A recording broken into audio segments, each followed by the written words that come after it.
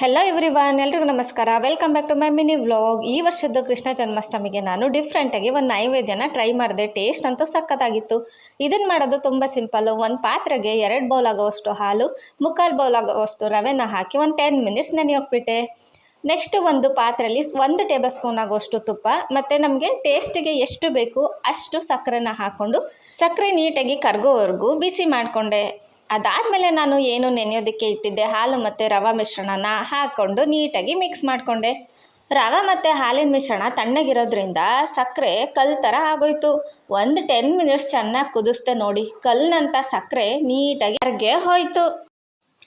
ಕಲ್ಲಂಥ ಸಕ್ಕರೆ ಕರ್ಗೋಯ್ತು. ಹಾಗೆ ನೈವೇದ್ಯದ colour change ಆಯಿತು, ಟೇಸ್ಟು ಡಬಲ್ ಆಯಿತು.